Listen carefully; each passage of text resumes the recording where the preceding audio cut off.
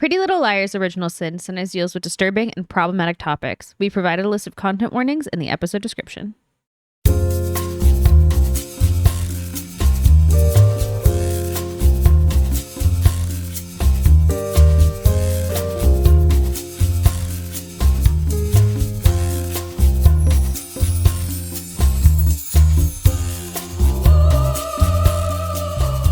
Welcome to Dead Ends. I'm Emily. I'm Brenton. And we have 2 new episodes of Pretty Little Liars Original Sin for you. And then we have the finale next week. No, I'm ready. Are you? I really need that. I really want to you know what? Because as soon as we finished it last night, I'm like, The least believable part of this is that at 38 weeks pregnant, Imogen is just like walking around comfortably. Oh, she's absolutely killing it right now. She's running at 38 weeks pregnant. And I'm not saying that there aren't women who do that. There are. Like, you know, people do amazing things. Also, some people are on bed rest from like week 20. You know what? Like, pregnancy is a sliding scale. But the idea that this pregnant teenager, I guess she's a teenager, but I'm just like, I'm tired all the time and I'm not pregnant and I'm not running from a bad guy. No. So, like, I don't know. Minor fact check. She's about 35 weeks pregnant. Oh, yeah, but she's 38 weeks in the second episode. Yeah, she's feigning at 38 weeks. Well, that's because her blood pressure got too high. We'll get to that. You had mentioned it when we were watching it, and I put it up in the summary when I was typing it. I'm like, worst advice possible. Yeah, the nurse is like, don't stress yourself out. I'm like, she's a pregnant teenager. It's not practical at all. Yeah. But, yeah, they've set up... There's so much at the end of episode 9 that they had to just fast forward the episode to get things going. I'm very excited for the finale. And we've been told that the finale is really good. I believe by multiple people. I think so. So unless I'm misremembering and they're like not after it or something. Yeah. No, I think so. Excited. I think so too. Yeah. Are you ready? Yes. Real quick. Actually, not ready. Production schedule, we'll be doing 1 episode for the finale next week, but then Original Sin Season 2, aka Summer School, and I still don't like the subtitle, that's okay. We'll do 2 episodes all the way through. Because only 8 episodes. Mm-hmm. So basically we'll have a month of summer school. That's right. And then you can, if you have questions about the entire series, like things you want us to talk about before we bid PLL goodbye, send them into the email. Put it in YouTube comments, and we'll put together a question episode if we get enough. Are you going to miss Pretty Little Liars? I will. It's kind of weird that there's no foreseeable future for something else. Yeah, and the PLL franchise has basically been going since what, 2010? 14 years of excellence. I mean, there's some breaks there, and I don't know if you'd call a lot of that excellence, but it was a good time. It was a very good time. And I'm intrigued to hear once we finish all this what you liked better. Like not like what's better television, we can do both, but what you enjoyed more. Yeah. Because I don't know how much of mine's going to be tainted just by memories. You know what I mean? Mm-hmm. Okay, so just off the cuff here, and we'll see what we feel at the end of it. It's the sheer in PLL's best moments. That's what I like. The original series, that's what I prefer, because it's just like a runaway freight train. And then you the Ghost Train episode. Exactly. I think the beginning's slow, and the ending is also slow in other reasons. It's just bad. Yeah, it kind of pumps the brakes on some things, but I think the manic mid-series of just throwing so many things against the wall, of just adding all these complications on top of his stuff, is very chaotic in a very fun way. It's funny because the Mona is A plotline is the tightest of the main series, but middle, when we don't actually know it's CC but CC's A, that's where the show really hits its stride. Oh, 100%. In terms of it knows what it is at that point. And it's just chaos. Except it doesn't. At one point we go paranormal and then we go back. It doesn't know what it is, and it knows that. Yeah. It's just we just need to keep generating mystery. It's a different sort of mystery machine. There's so many red herrings. So much stuff that you just kind of go huh? But in a really fun way that just keeps you guessing week to week. And you get some really amazing high highs and So, And if you're not trying to solve the mystery, you don't have to think that hard watching it. Like, that's what I really like about like the original run of Pretty Little Liars. Like, the mystery's compelling. Like, you want to know who A is, but like, you're also like, what is going on? are Caleb and Hannah gonna kiss? Exactly. Yeah. And especially in those middle sections, it works a bit better with like how the relationships are going. Yeah, there's no like heavy romance plot lines in this show. No. Like, I think, and I'll be interested to feel how see how we feel once we finish the finale. Like, if Chip is supposed to be a love interest for Imogen, why is he not like more like presented more in that way? Does that make sense? Yeah, we'll have. I think that's what's setting off my alarm bells about Chip in more ways than one. But even if like he is like as awful as you told me you think he is, like, wouldn't it be better still if they'd kind of set him up as the like kind of like more love interest and then pulled the rug? I think what they're doing with him, or at least you would know, I don't. But at least my suspicion of what they're doing with him is like, what's the best way to phrase this? Like that in easy shorthand for it is like incel, but like the white knight. I think I called him an incel in the last episode. Oh, okay. So I'm stealing from you now. No, you're good. But like the white knight, awkward kid, but in the way that's still like misogynistic and paternalistic toward women. And there's like a chip. Well, there's a literal chip on his shoulder from not being. The naming in this show gets me. See, there you go. We're backing it into it. So I could see in that point why they don't. And also, he acts the way he acts around Imogen in these episodes too. It's like there's no like chemistry between them. It's just like, oh shucks, like I'm so like happy to like do whatever you want. There's no like natural talking between them. I know, but I think like if he's supposed to be bad, it would feel more real if he's like trying to be like more like gregarious, I guess. So you want to know a little preview of Theory Corner of who I think they're actually doing that with? Henry. Oh, well, I think Henry's actually a professional dancer. Okay, but the actor. No, I mean, I'd have to look it up. I'm not 100%. I think they did it. Like, they showed Henry doing a jump or like a turn. I think it was a jump that I was like, I don't think they cut. Like, I think that was Henry. You'll have to double check. Yeah, I'll have to look this up. I did not look it up afterwards. I was just like, huh. And then I like moved on because I was writing notes. Yeah, so that is just real quick. I know this has nothing to do with his actual character, but I was like, Ben Cook is his name. But that's who I think is gonna turn out to be bad, but is the really loving partner. Like, I think that's gonna be the rug pull. So, should I just get going with summary while you're looking up Benjamin? Yeah. I assume it's Benjamin. Chapter 8, Bad Blood. And then just, jump in when you find some info. Oh, wait, hold on. I already found it. Okay, so there we go. So Benjamin Tyler Cook is 26 years old from Eden, North Carolina. There you go. Oh, God. I don't know where Eden is, but hope everybody is doing okay in North Carolina. Yes, that's very true. Absolutely tragic. He is been on Broadway, Ragtime, Billy Elliot the Musical, Tuck Everlasting, Mean Girls, West Side Story, and he's performed in 2 Broadway national tours of Billy Elliot the Musical and the Newsies, and appeared on 30 Rock, House of Cards, Veep, Law and Order SVU, and Paterno. And he was in the 2021 West Side Story as Jet. And he's Henry in Pretty Little Liars. Look at Ben go. But he's a dancer. So he is a dancer. He's at least performed. I mean, I don't, yeah. I didn't know they had a Tuck Everlasting music or like stage show. Me neither. But like, why do I kind of want to see it? A little bit. I remember, doesn't the movie and the book end differently? And one doesn't she choose to not to be with him, and in one she does. I can't remember. In the movie she does. She isn't with him. That's the only one I remember. I don't remember.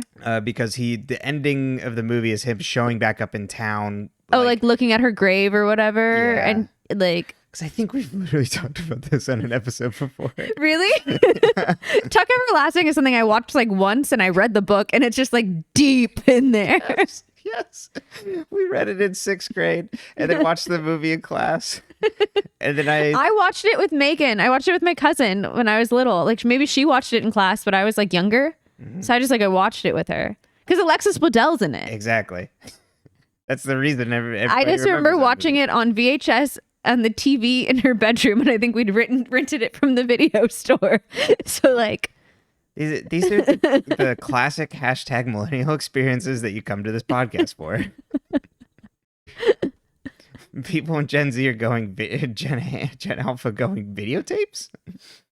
They know what they are. We talk about it all the time. Actually, they're probably going, Alexis Bledel? Who's that? Don't act like they don't know who Rory Gilmore is. Okay, so I do know there's been a lot of posts for fall. For whatever reason this year, I'm getting a million more of like, time to go back to my comfort show about Gilmore Girls. Even though I've never seen this a year before. Because the algorithm has finally, like, you know how it like uses your internet data or whatever? Like, I watch Gilmore Girls so much that it finally started. That's probably finally clicked in. Fair enough. I was like, I get these all the time, year round. Okay, but I actually have... For the younger generations, if you do listen to the show, I do actually have do you actually know who Alexis Bledel is and Gilmore Girls? And then I also have another question for you coming up later. Just about references. Hey, kids, want to answer my questions for some candy? I don't know. This is a safe way to do it, you know? You talk to people on the internet. That's what this show's all about.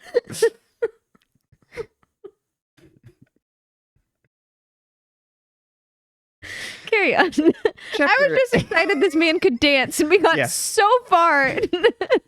It's a slippery slope. I was like, wow, he's really good. Like, they show all of his body. You can always tell when someone can't actually dance because you get cuts. Like, you get just their top half or just feet. And you never get like the whole, or you get them in a shadow. Mm-hmm. But no, he got a full leap. They do that with, what's her name in Center Stage? She's the only one who's not a professional dancer in Center Stage. Saldana. Thank you. She I think she could like stand on point. You know what I mean? They did certain things with her, but then like there's one ballet scene where then they cut out and you see like a dancer in the lights. Who might that be? Also, let us know if you know Center Stage. I feel like I've talked about it enough that they have to know Center Stage. I talk about Center Stage a lot. We've talked about it a few times, but I just want to know. Just asking. Putting out the survey. All right. Chapter 8, Bad Blood. Also, if you're not a Gen Z or Gen Alpha and you want to answer, you can too. Don't leave out the millennials. They get lonely. That's true, but this is like this is like the millennial research group on behalf of other millennials. Your pew. Exactly. Got bad news. I don't think we're going to get a lot of data points. We shall see. Chapter 8, Bad Blood. The liars gather in the bathroom of Millwood High. Tabby freaks out over A killing Tyler, and Mouse wants to go to the police, and Tabby and Imogen immediately say no. Mouse say A has killed 2 people, and Faran's like, but they were bad people. Imogen and Tabby tell them about the assault that happened to Angela, and then bring everyone outside to tell them about their assault. Imogen and Tabby have an idea to catch their attacker by using DNA from Imogen's unborn baby to match the assaulter using samples from the blood drive. Noah's like, my mom can help figure out the DNA part. They all commit to getting every boy to the drive and will work with Kelly to get them involved somehow. Imogen and Tabby plan to visit Joe, Crazy Joe, to ask about the 6th signature. Sid steps outside of her house when she finds a copy of Scarlet Letter on her front steps, and the library ticket has the repeating signatures of A. Waters on it, having checked it out, and then a note reads, Silence Kills. Back in 1999, Sidney found Angela sobbing on the floor of a bathroom stall and then went to the friends, then tell the other girls and says that something happened to Angela. Back in the present, Imogen shows Joe the 6th signature, but he doesn't have any clue who it is. She asks if it's him, and he tells them to leave. Imogen asks if he knows that Angela was raped, and he is surprised that she knows that. She realizes he didn't send them to Rosewood to actually find anything, and thought it would just be a dead end. He tells them to drop this, or it'll be very bad for them. Noah tells Marjorie that Tabby and Imogen were raped, but don't know who the guy is, and wants to... and asks for help testing the blood samples.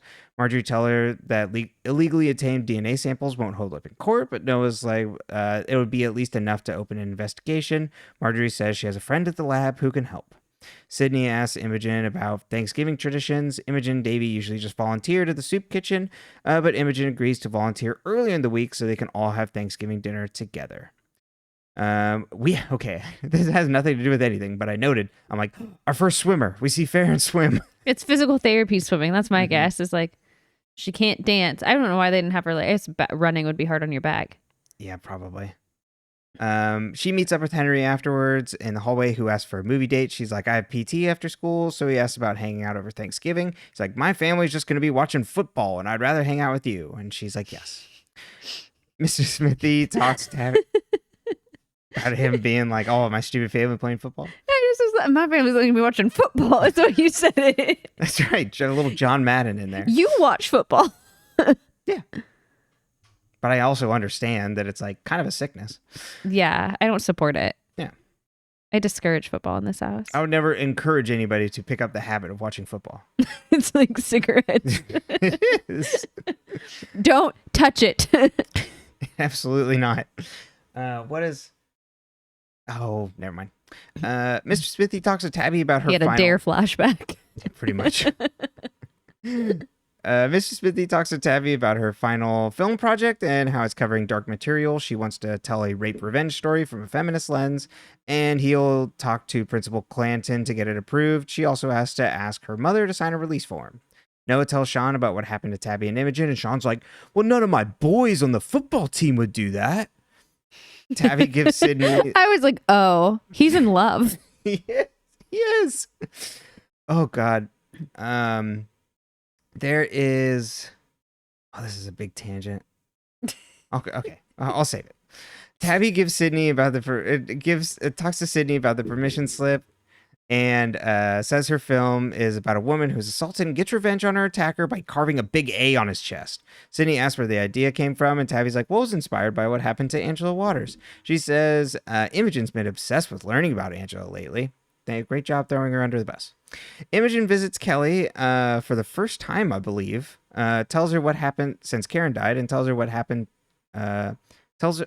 Tells Kelly about what happened to her and asks for her help with the blood drive. Imogen says they are friends and hopes that Kelly will do the right thing now. Faran sits on her bed wearing a brace when Zeke comes in to ask about physical therapy. Faran says she'll be dancing in no time. He's like, hey, don't wear that brace too long. I don't think you're supposed to. And she's like, I can as long as it's comfortable. She pretends to remove it until he leaves, and then she refastens it. Mouse visits Elodie at her dingy motel room and asks why the family's broken and if it could be about Angela Waters. She asks about her father, and Elodie's like, he's not your father. That night, Mouse breaks into their family pawn shop to find her birth certificate. She sees her father's name is listed as Aaron Stevens. Imogen searches through Davy's freshman, sophomore, and junior yearbooks for the signature. She can't find anything on the anything similar to the signature or her mother's senior yearbook. Tabby suggests she's chill on the search for now. I don't really understand why. Imogen is missing her mom and wants to keep busy, and Tabby's like, well, maybe the soup kitchen will help. It's because her mom had told her that like Imogen was a bad example. You know what I mean? I think she's trying to protect Imogen from like her mom's kind of okay. And judgment. I just missed writing that on my notes there. I think so. I know she does that later. Oh, you're right. Am I like retrofitting a rationale? I don't know. You could be right. Yeah, it just like found it funny that Tabby like all of a sudden is just like, why don't you chill? Kelly gets the liar. I think she's like, you're very pregnant. Yeah, maybe that's just it. I'm just trying to be a good friend.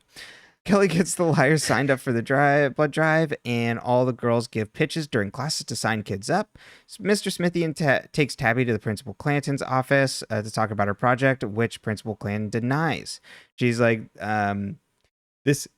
the topic of this project is sexual assault, and the trauma comes with it, which is something that women deal with 24/7. He's like, well, I'm sorry the world's not better for women, but I can't approve this. You know what? I am also sorry the world's not better for women, and I am also sorry you can't approve it. I don't understand why you can't approve it, you know? Absolutely. Principal Clanton, I know you're going to get a mountain of shit potentially if this comes through, but that's your job to deal with it. Also, how would people know? Just if like a student complains, then you get parent complaints. Because I'm assuming that's what they would worry about. Oh. Chip asks Imogen to join him and his family for Thanksgiving. A little soon, Chip. She says she's having dinner with Tabby and Sidney, but invites him to volunteer after school. And he's like, gee whiz, yeah. Faran visits Gary and is like, you know what? I'm going to be dancing again in no time. I'm doing recovery so much better than everybody else. I'm like 5 stars of recovery. And that's when you know she's like, they've really written a dancer. I will say that. Like, I'm like, she's like, let me get an A+ in physical therapy, which is something you can totally do. Right. Until Jerry's like, you can't actually do that. And I'm delaying Giselle. Noah visits Shawn and asks him to make sure all the guys participate in the blood drive. And he's like, gee, like, I really would. But like a lot of my bros are on like PEDs and like they can get kicked off the team. And she's like, wait, like, I thought you said you didn't take any. He's like, well, I don't take any. And she's like, well, sorry. And then she goes to tell the girls that the jocks won't donate blood, but she has a plan B. They'll sneak into the locker room and swipe DNA from their mouth guards and all their gross shit everywhere. They then like raid the locker room and do exactly that. I am so confused by the scene because I know the janitor died, but like janitors clean the locker rooms. Was your men's locker room? Did it look like that? No. Yeah, no, they're clean. But I was also very young. I was 14, 15. Do I trust his recollections? Do I trust his eye for detail? You'd remember if the sink was like weird colors. Yeah, that's fair. It was not as gross as that was. No, it was disgusting. I was very confused. I was like, did they not rehire when the janitor died? That's what I was going to say. When you said the janitor got killed, I'm like, before then it was spotless. The moms hold a meeting and Sidney tells them about Imogen Tabby investigating Angela Waters. Corey's like, well, those two are the ringleaders and you need to step up. And then Elodie's like, why don't you just snoop like I do? Mouse tells Ash about her parents fighting. He talks about how lucky he is to have good parents who adopted him when he was a baby. This is the Ash background scene. And then that they've always been supportive and loving to him, including when he came out as trans. She asks if he knew the identity of his birth parents, if he would try and see them. He's like, well, I'd want to know who they are. Wes asks Tabby about her film project. She tells him about her film being denied, and he's like, you should make it for yourself and then do another project for the class. And then uses... this is a very stupid, nerdy film thing, so I'm going to have a little Tabby moment here. He's like, you can do one for you and one for them. It's just like Christopher Nolan does, which is pitch perfect for like a specific type of film, bro, to also not attribute it to the main quote, which is Scorsese. Because like Scorsese is the person that coined that term, which is like, I do one for studios and then I do a project for myself. It's like how he gets like funding for like the project that he wants to do for himself. But to specifically have like a film bro of like modern thing to then be like, but Nolan is the peak of like our type of thing is like such a specific type of film bro. So I think it's just a very pitch perfect thing. All right. Tabby, what you're saying is he really knows that type of person. You're saying the Tabby area of the show is probably where our writers shine the most in terms of their knowledge. Yes. And including like the culture. All right, stepping off the Tabby soapbox here. Jiv and Imogen serve food at the surf kitchen. They watch an argument soup kitchen. I think he said surf kitchen. I was like, okay. I know you grew up near San Diego, baby, but where I come from, let me tell you, surf kitchen, bro. It just made me giggle. They watch an argument which triggers a memory of Imogen when she was there with Davy. Davy saw a woman and then walked up to talk to her. The woman gets visibly upset with Davy, and then Davy runs back and tells Imogen they need to leave. Back in the present, Imogen tells Tabby that she thinks the woman could be Rose Waters, and they have to find the Waters house. Sidney eavesdrops on their conversation from the hallway. Noah walks the halls and sees a group of jocks, including Greg, exchange blue pills. At the drive, the girls steal the bag of cotton swabs with the blood on them, so they're using the cotton swabs like to clean from where they had the needle. So they collect it in a trash can and then later bring it out to Marjorie to hand off. Imogen heads to the nurse's office and searches for Angela Waters in the student database to find her address. I will say, like, every time I've given blood, like, or had blood taken, I guess I've never given blood voluntarily because for reasons. But anyway, I've never, maybe when you give blood, they use a bigger needle or something. I've never left that much blood on a cotton ball in my life. It is a decent amount. And they usually like, they leave it on and wrap it. So like. Oh yeah, exactly. It's not just like, yeah, she's going around and just putting like little like pressure Band-Aids. And then they do Band-Aid. Yeah. But Marjorie says that the test, they'll have results in a week or two. The girls plus Kelly head to Pinball Pizza. Faran's like, we should go out clubbing. I know a club that does an ID, thanks to Henry. And Noah's like, yeah, as long as it's just the girls. They all head out, all 6 of them, and have a great time dancing together. Sidney sits at home drinking wine, which is the theme of this episode. It's my favorite thing. She's in her Big Little Lies era. It's just in this episode. In the next episode, I saw her drink a glass of water. I'm like, okay. Because she went running. Uh-huh. But it made me think of, another Tabby moment here. But in Ocean's 11, Brad Pitt is eating in every single scene. I'm like, that. This is their Ocean's 11 moment, but with wine. But your analogy is much more on the nose. Thank you. Sidney remembers Tabby coming home much more aligned. That makes more sense. Sidney remembers Tabby coming home from a bonfire party seeming distressed, and she's like, huh, interesting. Sidney goes into Tabby's room to snoop through her belongings. To which I start going, oh no, she's going to find the locker room videos. There's a sequence of scenes in this episode that I went like, oh, this is the most uncomfortable thing. No, wait, this is the most uncomfortable thing. No, and it just keeps getting worse. Kelly comes home to find her father sitting in the dark at the table, and he asks where she's been. She's like, well, where have you been? And then it flashes back to him making out with a guy in an alley. He lies that he was working, and she notices he's not wearing his uniform. So, if you've seen Riverdale, Brenton goes, oh my God, he was out cruising. And if you haven't seen Riverdale, when you watch Riverdale, you'll know. Well, exactly. Once we get to that, I think it's 2 or 3. Once we get to that episode, we'll talk probably about the background on some of that stuff too. Oh, it's ridiculous. It's so ridiculous. That's such a funny plot line. I'm so excited. Tabby and Imogen arrive home to Sidney, who asks to speak to Tabby alone. She then presents Tabby with the videos that she took of the boys in the locker room. She says, ever since Imogen moved in, you've been acting like someone else. Tabby says that it's Sidney and her secrets that are to blame. Tabby offers for them to talk since they never do, and if she has anything to ask her, go ahead. Sidney can't bring herself to do it. On Thanksgiving, Mouse pretends to be a Girl Scout to try and meet her dad. She's surprised by a woman at the door and a young girl. Eventually, Aaron Stevens comes over and Mouse asks if he knows who she is and calls him dad. Aaron steps outside and is like, hey, I don't know what you want, but you need to leave. Imogen tells Sid that she's going to the shelter to help them before dinner, and Sidney coolly responds like, okay, whatever, we're eating at 6. Noah has Thanksgiving with Shawn's family. Shawn's dad talks about always putting training first, and Noah's like, interesting. Maybe I should go snoop through his gym bag, and then finds a packet of blue pills. Tabby goes through all the videos and copies them to an external drive. She gets a text from an unknown number that says, silence kills. She hears arguing downstairs and runs down to find Tyler's dad in an argument with her mom. He thinks Tabby knows what happened, and she says she doesn't know what happened to Tyler. He calls her a liar, but Sidney intervenes and threatens to call the police.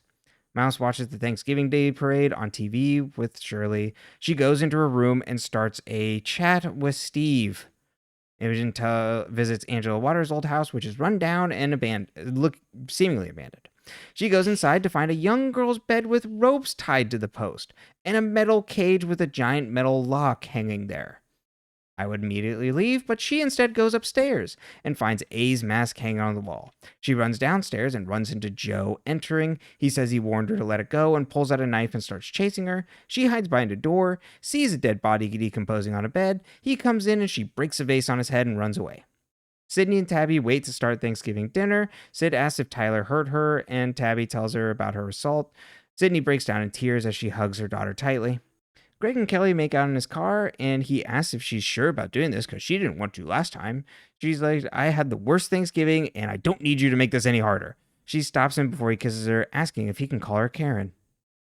Imogen gets the girls to meet at Pinball Pizza and catches them up on Joe. Noah's like, let's go and confront the bastard. They then head to the Waters' house with a bunch of butcher knives from their kitchens, but they can't find Joseph or the dead body. They go to the train car to find Joe hanging from the ceiling, and he left a note that says, Angela Waters did not die in vain. Tabby then points out a yearbook on the table, and it's Davy's senior yearbook. Faran asks if they can call the police now. Imogen's like, yes, but only as an anonymous tip.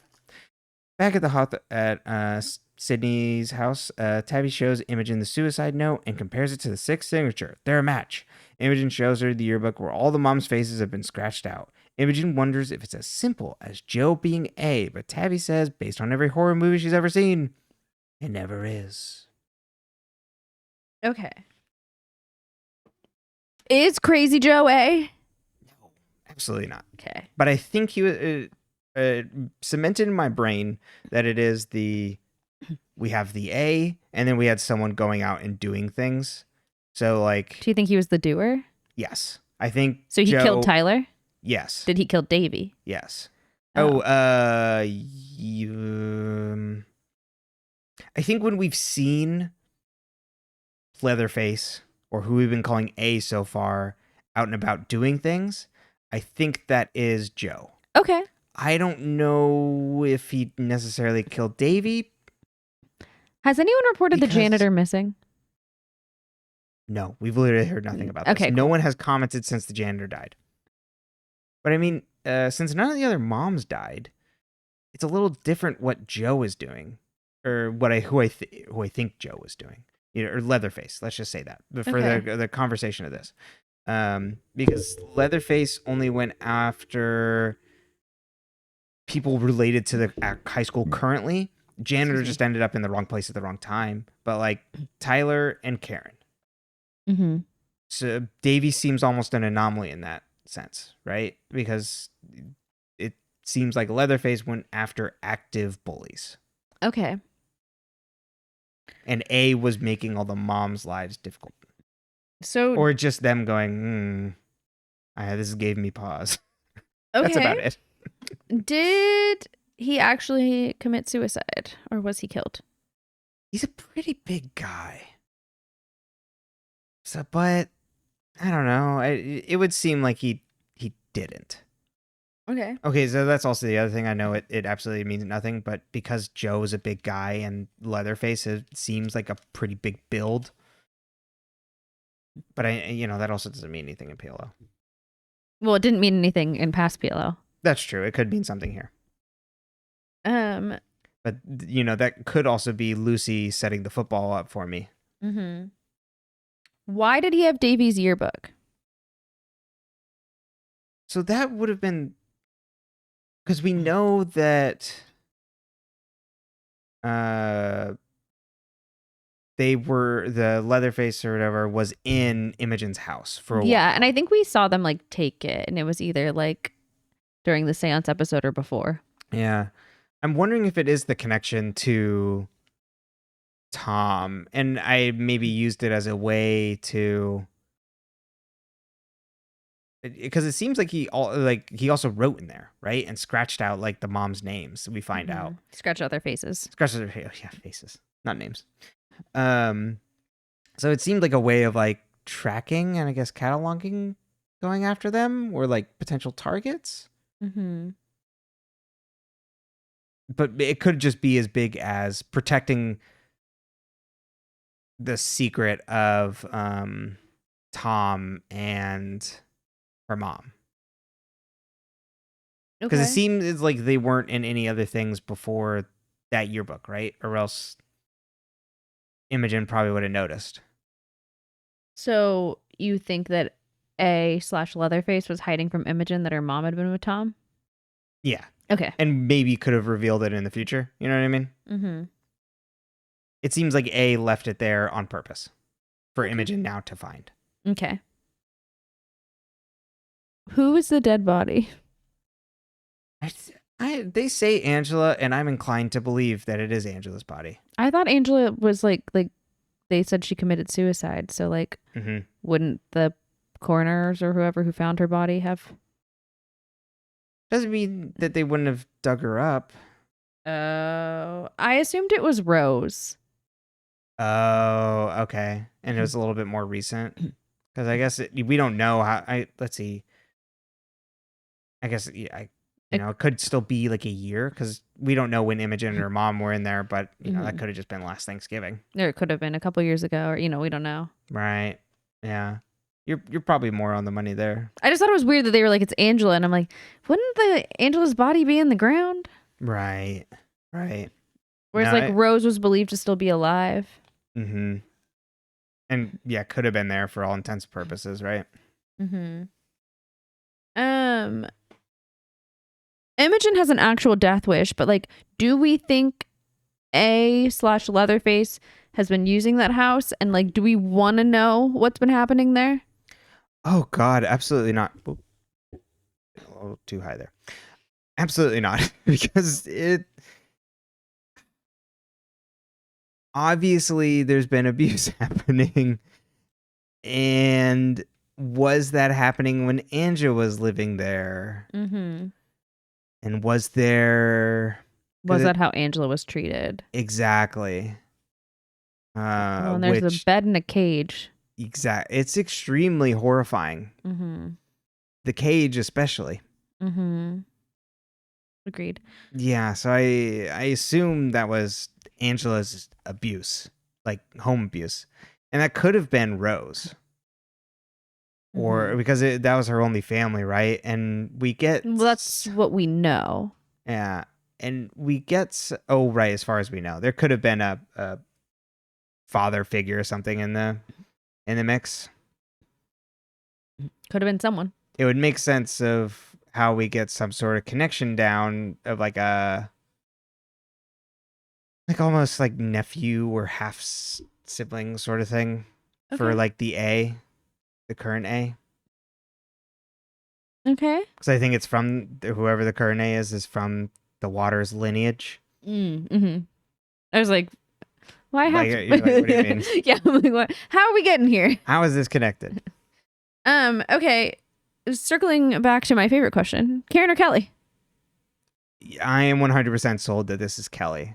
Okay. I think they give you, after this episode, it definitely would muddy it a lot more, and they're trying to do that too. Yeah. But it was because we watched them back to back. It's like, okay, I'm just now convinced it's Kelly again. And I think it just makes more sense for what they're doing with Kelly of like, I feel like an imposter and no one gives a shit about me, which we've talked about. We're confused by. Yeah, exactly. But at least going from what the script is telling us and what the characters are doing in the scenes is that nobody gave a shit about Kelly and that Karen was always like outshining her and everything. So it's like, I would like to be myself is not enough. So I should try and be like Karen, which I think is a really compelling story. Mm-hmm. If they hadn't started the show with making it seem like Kelly was the one that was more beloved by the parents and Kelly was the better dancer. Like it seemed like Karen was the popular girl, but like Kelly was the better child. Exactly. 100% with you. Because it's like so confusing to me. It's like, but this doesn't make any sense. So maybe it's the curse of twins. Like you're always compared. So now when the other one's no longer there to be compared to you, you're always second. Yeah, maybe. Or just like siblings in general, right? He's just abusive in general, so this is just a new avenue for which to abuse Kelly.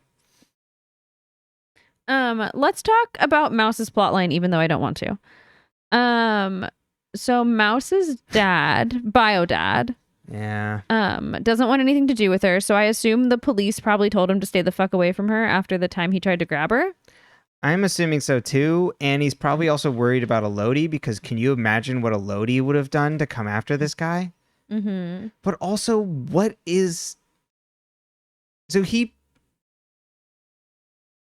it's just so confusing for me to wrap this around my brain that Elodie is like, okay, yeah, I'll be your surrogate. Actually, I'm just going to keep the baby. Uh-huh. And then probably has now chased this guy off. Yeah. So I understand this would have been cleaner if it had been, I wanted a child and I did not want to have a male partner. So I got like a sperm donor or something like this. And then someone tracked her down and wanted to get to know the child as the sperm donor, something like that. So but then now it's like this weird thing where she wanted a child and she got like they could have still played with the, like they didn't go through an agency donor. You know what I mean? Like they turkey basted it themselves. Like it's really hard for me to wrap around Elodie stealing a child. That's technically genetically hers, and because they didn't go through an agency, she could just keep her. Yeah, she just said finders keepers. I don't know. It's a strange plotline. And then we get her dad, and then we have Steve, which she's rekindled contact with. And it just makes us all want to die. Yeah. We we both were like, no. I knew it was coming because like I thought it was optimistic when you were like, oh, that's the last we're gonna see of Steve, and I'm like, no, they wrote him in. Yeah. Unlike the janitor, he gets a plot line. Yeah. And I hate what it's all leading to next episode. So we also get cute like Ash and Mouse stuff in this and the next episode, which I do love. But then we also get like kind of weird at the end because like, you know, I don't know, how is Ash going to, is Mouse going to come Mouse has to come clean to Ash. We'll get there when we get there. right. But yeah. one of the things I loved is that I did not know that Ash was trans. Nor does it like impact me in any way, shape, or form. But I love seeing it, and I love that they called it out, because if they hadn't called it out, I probably wouldn't have known unless I looked up the actor. Yeah. Because that's just not like, you know, if it's not part of the plot, Emily doesn't think about it. Which I love. I was very excited about that. So then I did a little deep dive into him, because I was like, who is this person? And apparently they had a really big TikTok following when the article that came out about him came out. So that's what I learned. I was very excited though. Yeah. Jordan Gonzalez. Yes, thank you. Yeah. But I loved it. I was very excited. That is, but also like I had no idea. it's cool. Yeah. There's no But Brenton and I looked at each other and were like, did they mention that before on the show? Right. We didn't know he was trans. I think of it, it's probably people that have watched the show, or like it's early on where it's like, oh, he's part of spectrum, so like Mouse might just be putting feelings on this person who's actually gay. That's what I was so afraid of from the beginning. I was like, oh, probably people on the show like who watched it before just kind of like yeah. Everyone else is like no. There's like no question. And I love his how gender, and it's just treated like as a human. It's great. Exactly. And one of the things I really love about it is when Mouse tells the girls that she is going on a date with Ash. They're all like, "Oh, he's so cute!" Like he's like, it's so. Cole Sprouse comment notwithstanding. Yeah. Oh yeah, that was to him. Poor Ash. He deserves better. Exactly. Mouse should have looked at Tabby and it's just like, why would you say something so mean? But our strange feelings around Cole Sprouse notwithstanding, I loved it. I made me very happy. No, yeah, it's fantastic. Love it. So that was my excitement about Ash. But besides that, so he's adopted, and he makes the comment that he would want to know his parents if it was, I guess it was a closed adoption, I'm assuming, but like if he had the opportunity, he would want to know his bio parents. So I assume that bodes well for Mouse with when shit hits the fan. It's more in the next episode, but like with the whole like trying to find her father thing, that like Ash will be understanding. Right. Yeah. Because He'll like, be like, this is odd, but imagine you were like dating me and I was like, oh, meet my dad. And then that wasn't actually, I kind of did that. That was my stepdad. You knew. And he is my dad now. I adopted him. It's not like they went to your mom and she's just like, that's not his name. That's so true. Imagine. But like that's wild. Like that'd be, especially in high school. Yeah, that's extremely scary. So that's what I have about Mouse and Mouse's horrible plot lines. Yeah, it's interesting. But the redeeming quality is Ash. Yeah, we love Mouse and Ash. Yeah, we're so happy for them. And that they're dating in real life. I know. That makes me happy too. I love a showmance. Or is it a showmance if I don't know. They're actually together, or is it just for the show? No, it's still a showmance. Oh, okay. I actually don't know. I don't know the definition of the term. Me neither. Shouldn't be throwing around words I don't know. Okay, let's talk about Wes. Wes gives weird good advice because a broken clock is right twice a day, which is one of my favorite phrases. It's just like make the film that you want to make. Yeah, make the film that you want to make, because that's what's going to get you into NYU? Question mark. Yeah. I cut out that part, but that is literally what he says. I like that. I still like. Wes gives me the weirdest vibes. He is. He's just kind of like a he's a loser in like the biggest sense of the word. He's always talking about his past life, like his past life. He is trying to get with this high schooler and like trying to impress her all the time, like big time loser energy. And then that's like the weird desperation of trying to like lock this high schooler in at 30 is just gross vibes. Yeah. Very gross. So, but yeah, like you said, broken clock, right twice a day. My other question for you is Kelly our new Mona? Like, is Kelly the character that is not part of the girls, but is part of the girls because she's helping in this episode and she gets to go clubbing with them? I really hope so. I love that scene. I love where she's just like, I wrote that too. Because when she's like at the club, like because she's with the group, like she's not Kelly, right? She's a little bit more on the back foot because she's with this group of people that she doesn't know. And so she's a little bit more reserved and a little like, when they're like, oh, Kelly, it's your turn now. Like she's a little bit kind of like, like hesitant and things, but then like is really excited to be welcomed by all of them. It's a nice scene. I really hope so. So I really hope she is like kind of like pulled in because I thought it was so interesting. I'm like, oh yeah, this is the first time probably Imogen has spoken to Kelly one-on-one since Karen died. That's not true. They had the swing set scene. Oh, okay. I forgot about that. That makes it sound like romantic. It's like, this swing set. Yeah.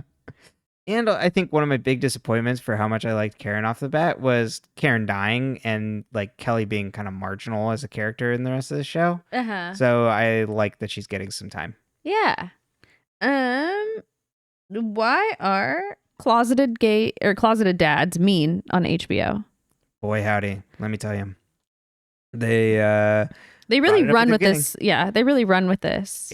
It's that and Euphoria. So yeah, that's what I'm referring to. Mm-hmm. I never really loved this as a plot line. So I do have at least I think a positive way of like looking at this, right? Men are violent. Yes. And repressed feelings are dangerous. Yes. And then lastly, homophobia, right? Yes. Like, so violence against other, even if they aren't like able to recognize feelings within themselves, people like to make that like line of argument of like, oh, well, you just actually like men. We don't know if that's actually true, but like men's fear of queerness and things that leads people to like beat up and like physically assault all sorts of LGBTQ plus people. Mm-hmm. Like this violence like happens all the time.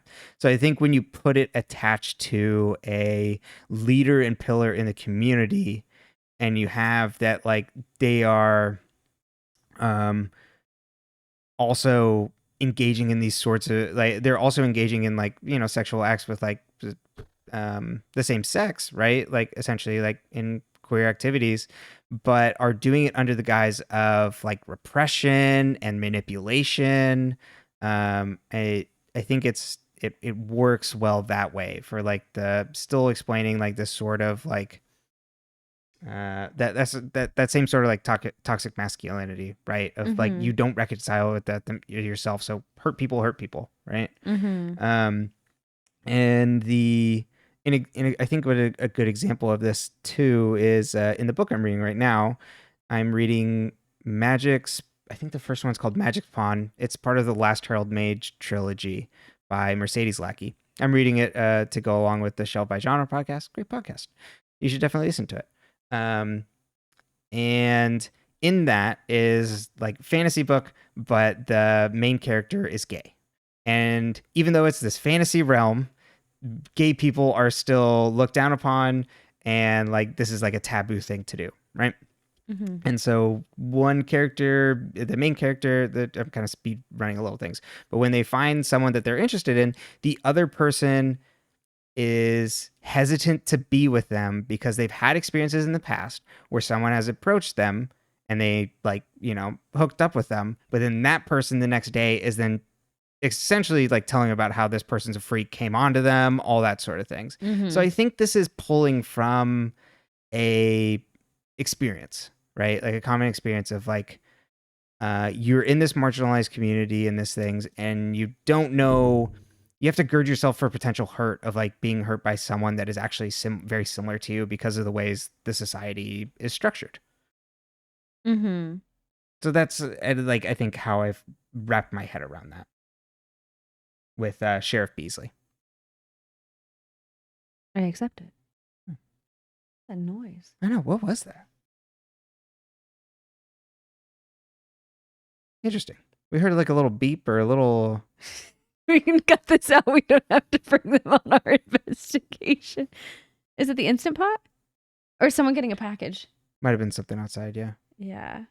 I don't know. They might want to know. Anyways, those are my thoughts. And then this also, I think, how it comes up later with Elodie. That was actually originally what I was going to pull in the book I was reading, because when Elodie does this to Angela in the past, and also that she does that because it's a place where also you can't be open, right? That's like scary to be open. So what do you do to protect yourself? You like throw someone else under the bus. Mm-hmm. Definitely. And a final point on Sheriff Beasely, it is being gay is often thought of as being effeminate, and he's very masculine. Mm-hmm. So that's something that like he keeps under wraps and away. And I think that's why we also get the comment in the next episode about what he does to Angela. Yes. And then finally, last but not least, my last little statement for you is Shawn. One, we know he's lying because we find out in the next episode. But two, Shawn's my boys would never sexually assault someone else. The call's coming from inside the house, Shawn. So do we think Shawn is a air quotes nice boy who truly believes this? Or do you think he is protecting the men he cares about in an effort to he's on this team and the sports are so important and it's such a valued thing for his father. So it's like, well, he can't be ostracized from the team because that would, negatively impact his sport, or you know what I mean? Like, is he protecting them? Is he seriously naive? Is he just like a decent person who thinks like his friends are like, they wouldn't actually do that? Like, or is he well aware of it and just is protecting them? I think I've given you the same options like 4 times. I understand. I don't think he's completely naive. I think he would have to come to terms with what it means for how his friends actually treat women. Mm-hmm.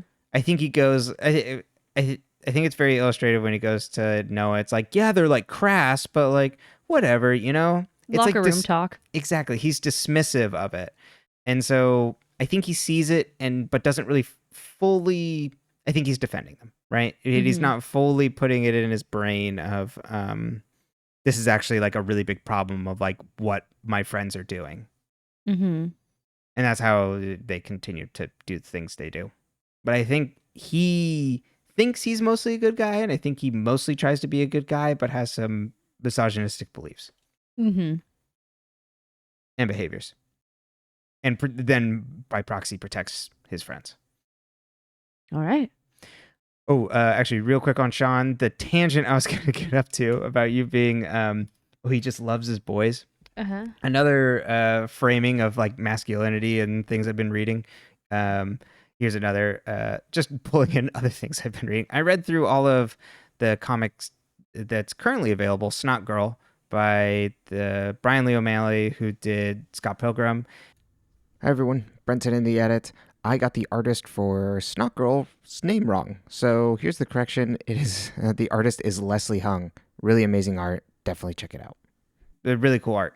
But it's about a fashion blogger who has like kind of like a run-in with someone, but then like kind of like weird things start happening. So it's also a mystery. Mm-hmm. But there's this character in there who's this 23-year-old, like just dirtbag, just the absolute worst. It just like is the type of like Energizer Bunny who's like just he's the broiest bro, and like he is in many scenes just always talking about sex, and like even the other characters and guys around him are just like, oh my god, shut the fuck up. So it's like really funny. Mm-hmm. Of just like how terrible he is. And then so he's having his bachelor party, And then it's like the revealed that he has this like really good like best friend that he like loves, and he's upset that his best friend's moving away. And then you find out that they like just deeply love each other when they accidentally like kiss.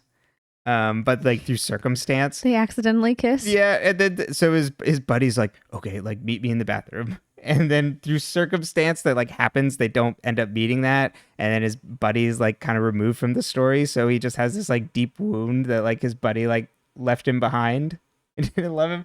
So I think that's just another thing of like what, that type of like rah jockiness. But then there's like this deep love underneath is also really fun in Snot Girl. I think people who actually like fashion would also, who are like really into fashion, would get a lot more out of the comic than me, because she's like pulling in from a lot of different like fashion things as the comic was running. So it's definitely a good read. Sounds very cool. Yeah, it's a good time. I was going to start it like Chapter 9. Dead and Buried. December 11th. That's my brother's birthday. Happy birthday, David. The Liars and the Moms. So this is, I had to make a note because I was like, how many weeks is this after the end? The last episode. That was Thanksgiving, so this is quite a few weeks after. So like 2 to 3. The Liars and the Moms meet to discuss the entire situation with A. They think Joe was in love with Angela. It's like 1.5 weeks, baby, usually. It depends. Thanksgiving is like... So this year, it's on like the 28th. Usually it's like, I feel like the 25th to the 27th kind of area. Yeah. It's like a week and a half. Okay. Right? Okay. What is it this year? So it's the 28th. So it'd be, the 5th would be a week. And then the 11th, it'd be a little under 2 weeks. Okay. The Liars and the Moms meet to discuss the entire situation. They think Joe was in love with Angela, and years later set about punishing the people who were somehow involved with her death. They placed an anonymous call to police after they found Joe's body and are assuming it was a suicide. They think he accomplished what he set out to do, which was to test them and make them suffer. They ask for their moms to tell them the whole truth about their connections to Angela. Sidney reveals that they were bullies in high school. Elodie reveals that she and Angela were in a secret relationship. Corey says she talked Angela into getting a tattoo, even though she knew her holy roller mother would get her in trouble. Marjorie was smoking outside of school, blamed it on Angela. Sidney said she didn't help her with her when she found out about her assault. Imogen asked why they were all so cruel to Angela, and Elodie's like, girls were meaner in the 90s. Right. And then Corey admits Angela was an easy target. Marjorie adds that it was just a cruel game. Imogen asks about her mom and what she did to Angela, and Sid tells him about Davy making Angela throw poop at a door. The moms say that it's the wildest thing. The moms say they'll keep talking to one another, so nothing like this will ever happen again, and also nothing leaves this room. Marjorie tells Noah later that she wants to try and get clean, but not with rehab, just detoxing at home. She wants to see the baby crawl on the ceiling like in Trainspotting. She asks Noah to stay at Shawn's for a few days and to cover her shifts at Pinball Pizza. I hate that movie. I love Trainspotting. It's like one of my favorite movies, and I always feel weird about saying that because it's kind of a bummer. But I love that movie. Not for me. Noah goes to Shawn's house, and Noah lies that her mom just has the flu. Shawn assures her that she can stay as long as she wants, and he loves having her there. Sidney talks to Tabby and says they still need to talk about her assault, and asks if they should go to the police. Tabby wants to, but it's not just about her. Imogen was also assaulted, and they think it could be the same guy. Noah wakes up to the sound of grunting and finds Shawn doing sit-ups at 4 a.m. because he couldn't sleep. She asks about the pills, and I too would have screamed. She asks about finding the blue pills, and he's like, what, my supplements? Half the team is taking them. And she's like, well, can you stop? I don't want 2 addicts in my life. And he's like, I will, but I have to wean myself off. People don't have to wean themselves off supplements. Imogen has a nightmare about A chasing her with a razor blade in her old house.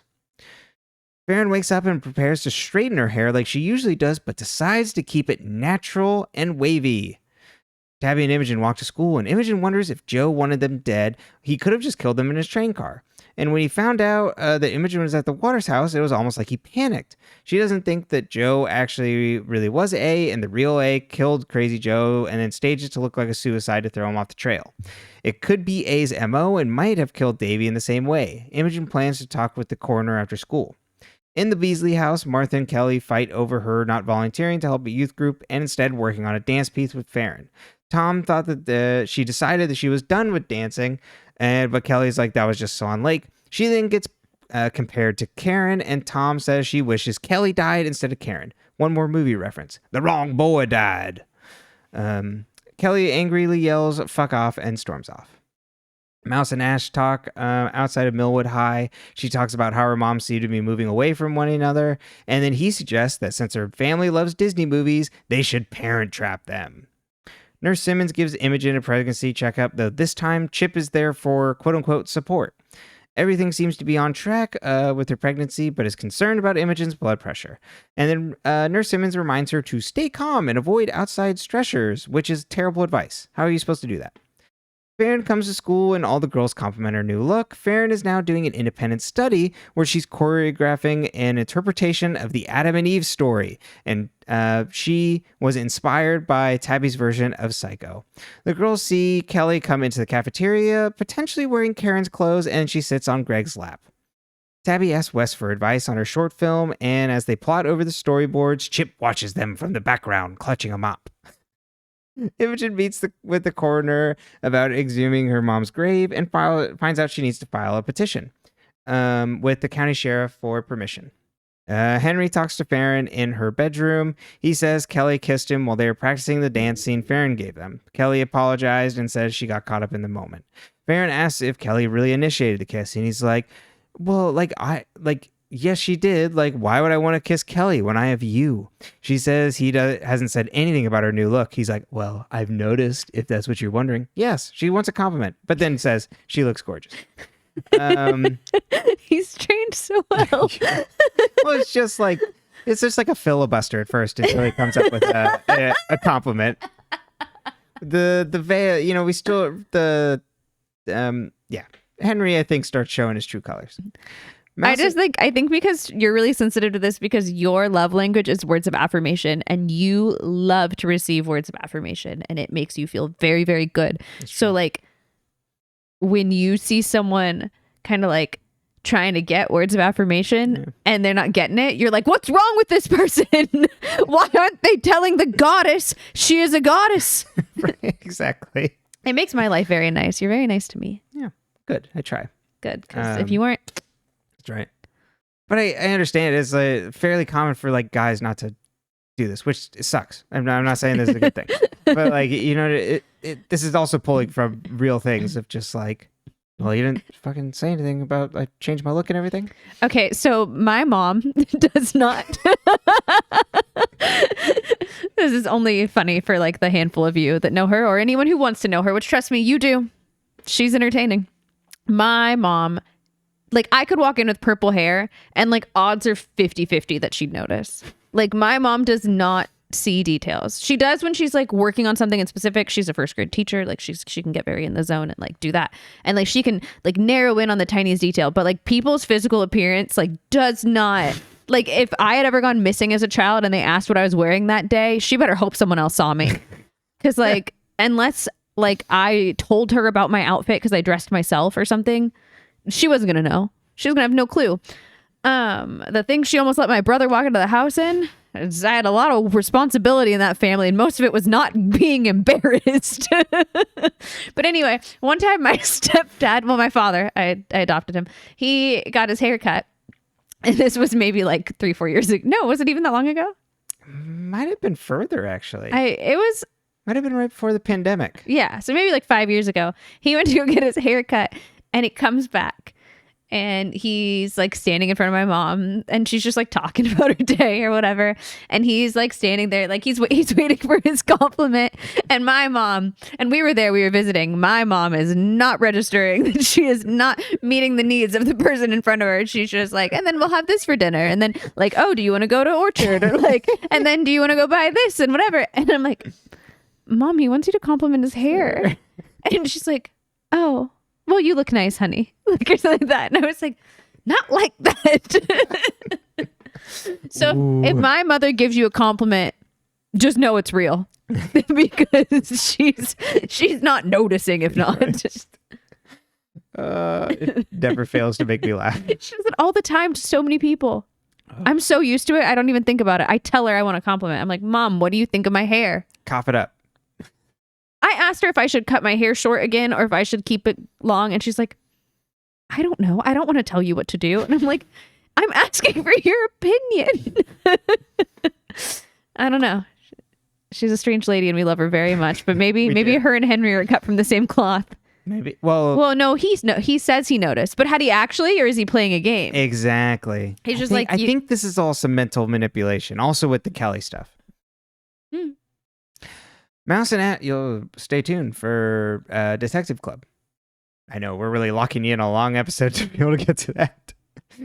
Mouse and Ash parent trap, quote unquote. More on that in a second. Elodie and Shirley at Pinball Pizza. Elodie bluntly asks him if he feels scared. And Elodie literally kicks off this meal. It's like, so do you feel scared as a trans man in Millwood? It's so wild. Like, so good. It's so funny because it's like, then it cuts to Mouse being like, I think she means well, but like, I don't know what's wrong with my mom. Like, right. This is like after dinner, they FaceTime together. Mouse but does he feel scared as a trans man in Millwood? Doesn't say. Which is interesting. It's interesting the things that we don't talk about in the show. Nothing about Imogen's choice. Big omission. After dinner, Mouse FaceTimes Ash and apologizes for her mom's intense questions. He agrees they were intense, but thinks her heart was in the right place. He asks if she connected with her dad yet, and she's like, oh, I did, over Thanksgiving. And he's like, oh, it'd be great if the three of us like went bowling or something sometime. I'm open to that. Noah takes out the trash at Pinball Pizza when Marjorie's drug dealer rounds the corner. He's like, hey, your mom owes me money. And she's like, she doesn't owe you shit, so get out of here. And he's just like, see ya. Tabby comes home. I literally went. Brenton was so sad that the drug dealer was mean. I'm like, come on, just let him go. Drug dealers are not like, for the most part. He's like sketchy guys hanging out the back. I do feel like the sample of people that you knew that sold drugs versus like the sample of people that sell drugs, like you had a very specific niche sample of wealthy white boys in affluent communities. Fair enough. They were drug dealers by choice. That's true. Like they were not like, oh, this Coming is my harassing him. This was like a part-time gig for them in college. Like this was not like how they maintained their This is just giving a bad rap. Their parents were paying for their apartments while they were selling drugs to make money to go to more festivals. Fair enough. It's not Point taken. It's not like the person selling. He's also like selling pills and stuff. This isn't your weed guy. Yeah, or like your weed guy your still meth. Exist? Probably not. Not in California. Yeah. In other states. Maybe in Pennsylvania. Yeah, I don't know what's legal where. Yeah. Just in general. I walk around just hoping I'm not breaking laws. Trying to jaywalk outside of California to get a ticket. Tabby comes home. Is it true that is it illegal in other states still? Is it just California that jaywalking's legal? If you don't live in California, tell me, is jaywalking legal in your state? And you have to tell us. We're not cops. You don't have to tell us if you did it. I just need to know. Right. Don't admit to crimes on the internet. There's a lot of safety lessons in these episodes. Exactly. Don't say you didn't learn anything. He comes home late to Sidney's worried questions. We gotta stop recording this at night. We just get weird. Going way too long. Debbie comes home late to Sidney's worried questions about her working late, and she's like, oh, I got a ride home from Wes. And then Sidney's like, that's odd. She got a ride home from Wes another time, too. Yeah.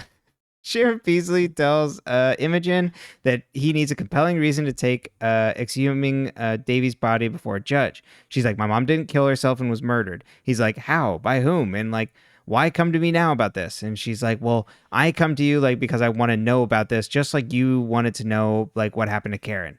And then he looks at a photo of his two daughters, which is amazing. It's this, they're both dressed in white in this Sears, like, this obviously Photoshop because it's one actor, like Sears portrait studio of like them in all white with like this white background. Oh, it's great.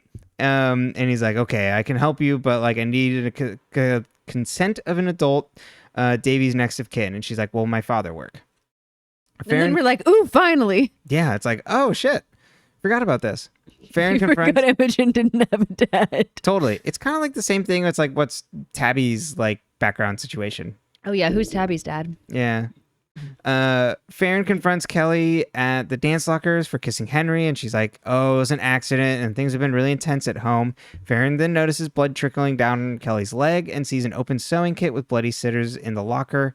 Kelly opens up about how her father is horrible and he's always been bad, and he resents that Karen is dead and Kelly is alive, and sometimes she wishes that she was Karen or the one that died. Farron tells her not to say that and insists Kelly promise not to hurt herself anymore and wants to break the cycle of hate between them. It's a very idealistic scene. Farron's like, Farron's white knighting in a sense in this episode. Mm-hmm. But you went, okay, Arya. I did, because she goes, don't say that. And it just made me think of the Arya scenes where she's like, Mona, you should have died when you fell off that cliff. You should have broke your neck or whatever. And then when Mona's like, I wish I died when I fell over that cliff, Arya's like, don't say that. Don't ever say that. And I'm like, bitch, you said it like a season ago, not even. It's so funny. And in the PLL timeline, it was probably like 3 weeks. Yeah. If that. You probably said it yesterday. Probably. No one works a shift at Pinball Pizza when Shawn and the other jocks come in. She didn't have to admit about her mom detoxing, and then Shawn... She just didn't tell him that she was going to be working at the pizza place that like everyone goes to. Right. And then it's like, oh shit, wow, you came in here? Shawn then scoffs and she snaps that he shouldn't be judging, and he apologizes and says he already threw away his pills. Did he? Yeah, I don't know. I don't think so. Well, never mind. 1 minute. We'll get back to that. Sidney gets a text from Tabby, who is working late. Sidney offers to pick her up, but she's like, no, I'm getting a ride from Wes. And then Sidney's like, not on my watch. Arrives angry at the Orpheum, tells Wes to get away from her daughter, questions how old he is, and is like, you're grooming her and preying on her. And he's like, well, okay, I made a move on her one time, but I apologized right after. And Sidney's like, I'm going to call the police. And Tabby pulls her mom outside. While she's pulling her outside, Sidney's like, I'm going to cut your dick off. And then Wes walks off as Chip stands at the indoor steps. Looking creepy. Mopping. Outside, Tabby says Wes isn't the one who hurt her, and Sidney says that like 9 times out of 10, it's someone you know. Tabby tells her the girl's theory of it being someone at school, and it's probably a jock, and tells her about the DNA testing. Sidney decides to talk to Corey and see if she knows anyone in the DA's office to help them navigate this. Mouse, Steve, and Ash go bowling together. Uh-oh. Steve gets a phone call that he has to take and leaves the table. Faran confronts Sheriff Beasely at the police station about Kelly cutting herself, says he's verbally and emotionally abusing her, and that Faran knows all about the boy or boys and how he abuses his power to make them give him favors. Beasely angrily asks what she wants, and Farron's like, if you so much as raise your voice to Kelly, I'll blow the whistle on you, and you need to step down as community service leader now. Ash and Mouse prepare for bowling as Steve starts to leave. They ask what's wrong, and he's like, I need to leave right fucking now. Tabby talks to Chip about her mom's outburst. Chip asks if Wes ever tried anything with her, and she's like, are you jealous about it? And it's really good scene because he's just wiping the table. Like, he's killing it. The actor in this scene is he's so good at being that guy. That guy. Not that guy, but... Right, but he literally just goes like, no? It's so good. I want to get... Oh, who's Chip? Carson Rowland. So doing a great job. That was so good of just being like immediately like cracking. Sorry,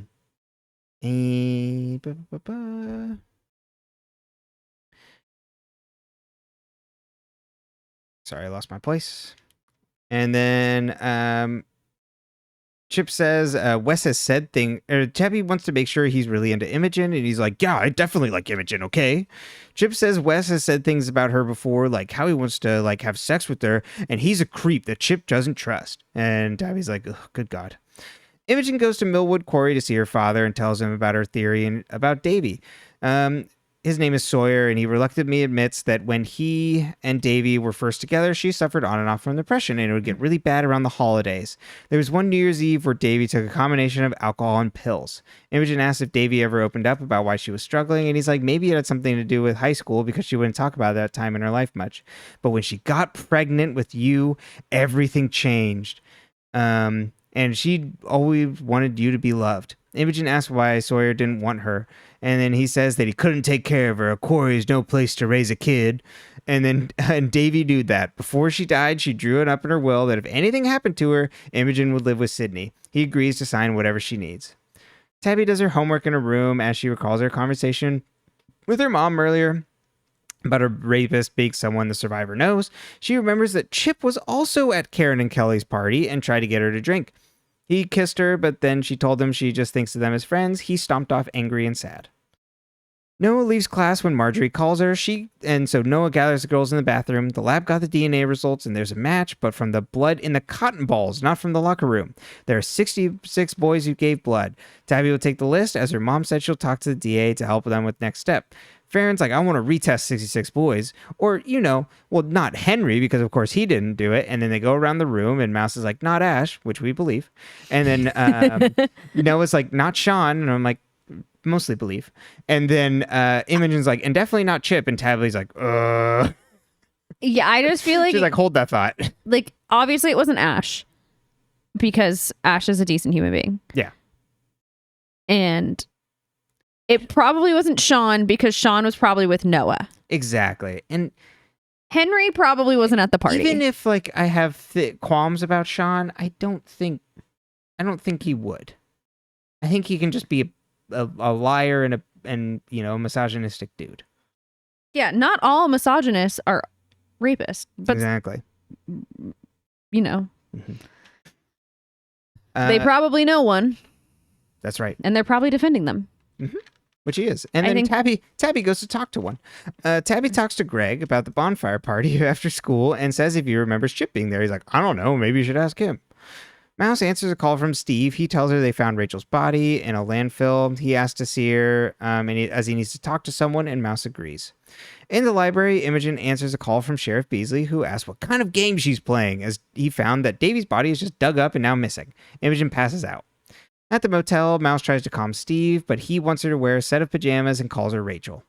Corey quickly prepares to leave the Bryan house as Zeke was arrested for having a busted taillight, and she's like, it makes zero sense. He just had him replaced. Ash talks to... This is when the episode is just like, we got so much stuff. We got a lot of stuff we got to set up. Everything's on fast forward. Mm-hmm. Ash talks to Shirley and Elodie because Mouse isn't returning his calls or texts. He's like, we had a crazy night with her dad at the bowling alley, and says he's met Steve a few times. And Elodie's like, that isn't father's name, and pulls out her phone because she's constantly tracking Mouse's location. Noah comes home, which she could just be like tracking her phone, like find friends. Yeah. But like my parents tracked my phone in high school, and that was back when it was new. Yeah. They kind of make a big deal out of it, but it's like way more pedestrian now to do. Yeah, and I feel like almost like all parents have like Life 360 or whatever now, and it's like, I don't know. Yeah. I don't like there's a conversation to be had about that, but like Elodie's behavior I don't think is outside of the norm with like technology now. Noah comes home to find her I track my mother. Yeah. Oh, you think you're so big and bad tracking me? Well, I'm tracking you. My favorite people to watch on Find Friends are my parents and my grandparents. Because what are you doing at Kaiser? What are you doing? Are you okay? Got something to tell me? Everyone good? Noah comes home to find her mom's drug dealer there. She grabs a bat and threatens him to get out. Marjorie stops her and says she called him. Noah realizes what's happening, and it's like, Mom, you don't need that kind of help. Mouse answers the motel door to Ash and her mom's. Elodie recognizes Steve, and Mouse admits that her friend Steve got some bad news about his daughter. They are playing pretend, but now the game's over. She hugs her moms and apologizes to them. Faran goes to Kelly's to tell her and her mom about Sheriff Beasely. I love this. Imogen brings a bundle of flowers to her mom's grave, only to find the coffin open and headstone defaced with a red A. When Imogen turns around, A swings aside her throat, and she gasps awake from her dream. She answers a call from Sawyer, who remembered something from Davy's youth. Her high school sweetheart was a boy named Tom. And Imogen's like, oh no, Tom Beasely. Imogen goes through the Millwood High yearbook for Davy's senior year, and then finds a page with her and Tom on it. Davy and Tom on it. Kelly asks if her mom knew about everything that her dad did, and she did. He's always had his demons, and even back in high school when he forced himself on that poor girl just to prove something. Faran's like, what was the poor girl's name? And Martha's like, Angela. The end. Okay, so we have to start with Mouse, because Brenton had a very important thing that he wrote in my notes. I brought this up today. He was like, this isn't a parent trap. That's not a parent trap. That's not a parent trap. Mm-hmm. So... what is the definition of a parent trap, Brenton? In my mind? A Lindsay Lohan parent trap. That's right. Yeah, we don't even think about the original. Get that out of here. My mom used to try to make me watch it because she's like, it's better. It's the original. And I'm like, Mom, it doesn't have Lindsay Lohan in it. I remember. Yeah, it didn't. No, it didn't. It's not as good. Anyways, It's probably like I feel an like excellent film. I'm just like, it's not right. I feel like a Parent Trap has to have twins that switch places. I think that's the essence of the Parent Trap, to bring parents together. Or you're coming here to meet up with like someone and it's actually someone else thing. But like, yeah, you need the two kids. Like, I agree. So like, yeah, it's like you're working from... And someone has to pierce someone's ear. That's right. And eat Oreos with peanut butter, even though I cannot. Yeah. I think lying to just have them show up at lunch to have lunch all together is not a Parent Trap. Just a family party in my family. Exactly. But I think having two siblings working each parent to have them be together. I was actually thinking about this a lot today. I'm like, reconstruction fantasies, restorative fantasies, where it's like talking about like, oh, we like have to rebuild the kingdom back to what it was. I feel like there's like a genre of like kids entertainment and movies that's like the restoration fantasy, fantasy for the nuclear family. It's just like, we need to get mom and dad back together. And in all of these cases, there's just like, well, we don't know why we grew apart, but we grew apart, and that's why we divorced. In this case, it's like, your mom's been lying about how you were created. Yeah. And like, and also is doing all these things and won't ever listen to me or like give up worrying. Okay. We'll continue on with Mouse while we're here. So Rachel's body was found and the Steve plotline just gets worse. Yeah. I do think this is just the end of it, though. The guy who plays Steve is absolutely horrifying and so good at it. Really good at it. It's so scary to think about. We looked at Steve the other... Oh, let me see if I can... He might not be in this one. Well, because you looked him up thinking he was like going to be in something else. He was just a guest star on a Scrubs episode that I remembered. He's really good at it. He's really good. Yeah, it's so uncomfortable. It's so uncomfortable. And it's like, art is supposed to make you uncomfortable. But I'm like, it's just not doing anything for me besides making me physically uncomfortable and like a little sad. Yeah. But mostly more uncomfortable than sad at this point.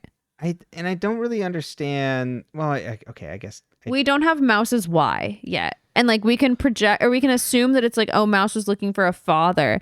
Yeah. But I'm just like, I don't like that. Because like, I don't feel like that's, I don't know, because obviously I was raised by a mom and a dad and then just a mom and then a mom and a dad. But I never once, I mean, I can't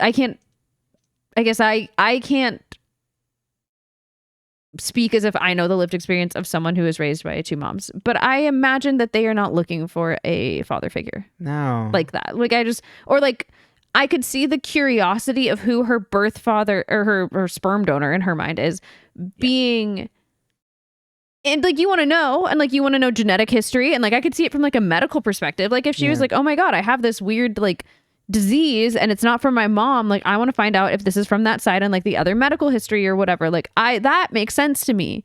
But like from a just like purely like, why is she hanging out with this creepy man? I don't know. And I don't like it. No, I hate it actually. Yeah, no, I think it's actively bad because even with, it's not about just figuring out who her father is. It's about filling a male paternal figure shaped hole in her life. Yeah, that's exactly what it is. Yeah, I don't like that. That's a great way to phrase it. And I think there's a lot of people that use that as bad faith arguments. Yes, exactly. It's one of those things that I'm like, why did we have to do it this way? Mm-hmm. Yeah, the type of people that says like, you can't be raised by two moms or, whatever. Or you need to have two parents even. Yes, and we're wasting time on this in the show when we could be focusing on cute teen romance, which is my favorite thing about teen television. That's right. We need less about Mouse and Steve and more Mouse and Ash. Yes. Speaking of Mouse and Ash. Okay. So Ash is there. He gets to witness the Steve scenario. The Steve of it all. I asked you this kind of in the last episode, but like, will he run scared? Or will Ash be like, you know what? I think Mouse is going to step up to the plate. And tell the truth. Exactly. And then Ash is going to be like, you should have just told me from the beginning. You know, that sort of thing. You can be honest with me. I understand. Mm-hmm. Okay. Yeah, I hope so. I like that for them. It's just, you talked about this already, but it's so weird. Because it's also taking that, exactly we were talking about, of missing a male paternal figure, to a weird extension of that. Of like playing missing child to people who have had their childs kidnapped is like really heavy. And like odd. Like I wish she was doing more Cody code. Yeah, that's dropped out. She's not playing any games. She's not playing Fortnite. Yeah. No Minecraft. I just want to like, and I just like, I wanted the Calebification of her. Yeah.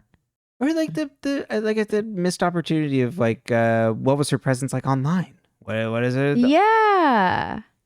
Gone. Mm-hmm. Okay. So, I'm trying to decide where I want to start. Okay, so they tell the moms about Crazy Joe. And they're like, it's all said and done. We were just scared and we didn't tell you before. And the moms are like, that makes sense. And my question is, I guess, like, these moms are so negligent because not a single one of them looked at the pregnant teenager who doesn't have a boyfriend or a partner or someone she is referring to in this. And none of them are going, Imogen, did someone hurt you? Right. No one's asked Imogen if someone hurt her. Sidney doesn't give two shits about Imogen. And this is the person that Davy's like, you need to go to her. When her dad seems like so much more caring, which we'll get to that, I guess, at a different question. But it's so funny. Sidney does not, she's so bad at parenting. Sidney then decides later, I need to kick things up to like 100 when she goes and like chasing after Tabby. But when it comes to Imogen, she's just kind of like, whatever. It's just my pregnant teen. Exactly. It's like so the barn funny. Cat I let in. Yeah. She doesn't like parent her at all. Do you think that Sidney was the one Davy chose because Sidney was the one who was most sympathetic to Angela? Oh. Because she's always the one who's like, hey guys, we have an Angela problem. Like she's always coming to them with, or like she was like, oh, we should help her like the night that Angela dies. Like Sidney's the one who wants to cave but doesn't. So Davy's like, she was the best of us, even though she didn't actually do anything. You know what I mean? That's really good. I like that. Those are my thoughts. Yeah, I think I think you're right on the money. Or she's just like, I like this one best. You're just best friends, I mean? Like, yeah. Okay. Oh wait, but then they didn't even really talk to each other all that much. So. But maybe when Imogen was born, they still, I don't know. Like. Oh, sorry. I still think your read is right. I had made the joke of. Oh yeah, like because the girls they were best friends, but it's like that wasn't true. Sawyer seems like decent and weird. He's just like, the quarry is no place to raise a girl, and we're like. What are you talking about? Like in the quarry, sure, but like, what you're gonna instead of going to school, you're picking up rocks. You're climbing in. So weird. I always think of like the episode of the Vampire Diaries where Stefan's in the box in the quarry. Oh God, it's horrible, but it's well, really Elena's funny. like making out with David. Yeah, exactly. Anyway, so he seems like a decent guy, but kind of weird. But like, why did he stay away? Like, did he just decide he was not meant to be a father? I don't get it. I don't get what his relationship was with Davy either. Because it's like, oh, it was very nice, but we just couldn't be together. I'm a quarry man. Well, she's a city gal and he's a quarry man. What do you mean? It would never work. You're so right. He's too nice. You can't have him be this nice and also be the absent parent without giving us a good reason. There's no good reason other than, well, the quarry. The rocks were calling me. I love my rocks more than you, Imogen. But he doesn't even say that. It's really annoying. Speaking of Imogen, my favorite thing, we've talked about this already though, is that the nurse is like, hello, pregnant teen. Do not stress yourself out. Who's this boy you brought with you? Right. She's She like, just looks at him and is like, okay, I'll allow it. well, because she's going, oh, that's the dad. Right. They're making assumptions. Wow, okay, I guess he's stepping up. Is he the stepfather or the father that stepped up? That's Chip. It'd be so funny if he's like in the scene there wearing the shirt. Yeah, so that's where we are with that. Let's talk about also, Chip. Oh, yeah, sorry. but real quick with the nurse, like, what is she supposed to do? She's a pregnant teen. Yeah. You gonna Also- write her a note to get out of class? She's 38 weeks. Like, I feel like maybe she should be at home, to be honest. Mm-hmm. Like, that's very close to do. That's could have the baby now in its full term kind of energy. Yeah. I feel like you maybe give her a pass and she does, like, you could bring her homework to her. Yeah, some independent study. Yeah. Okay. Tabby's surrounded by creeps, my girly pop. All sides. Her mom comes in guns blazing, wrong direction right now, but would have been right earlier in the show. So funny. And especially the way he folds. He's like, okay, I made it pass once. It's like, you're 30. She even does call out. It's like, what are you, 30 years old? And then he lies that he's like in his 20s. Yeah. It's really good. And I appreciate also Sidney yelling that she's going to cut his dick off. That is good. But so then we get a Chip flashback. Mm-hmm. And what do we think of that? It's a little interesting in this scene, too, where he's pushing her to drink. And then when he never drinks out of the cup.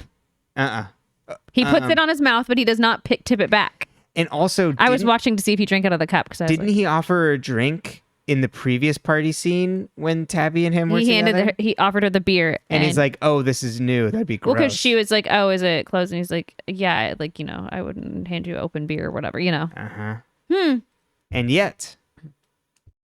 So, pretty damn suspicious. Okay. Pretty damn suspicious. It's not looking good for our buddy Chip. No. He's not looking like our buddy anymore. He's not looking like my buddy. You would not be friends with him? No. Okay. He acting real weird. Faran goes to the sheriff because she's fucking nuts. And I love her. I love her. She is our Arya. I love her. Yeah. Well, she's our Cheryl Blossom, as I said in a previous episode. But it's I'm going to come to them and I'm going to do this and I'm going to tell them what it is. And I'm going to do this thing 112%. And I think actually, at least in this scene too, the Arya comparison is really good because she does the thing, but then we also get the scene of her breaking down. Yeah. But yeah, she crushes it because I was like, no, don't go to the sheriff. Like literally in my notes, I wrote like, no, don't do this. What are you doing? And I was afraid she'd out Noah and I was afraid she'd get Kelly more hurt because it can be really dangerous to go to people's abusers and tell them to stop abusing them. Yeah, 100%.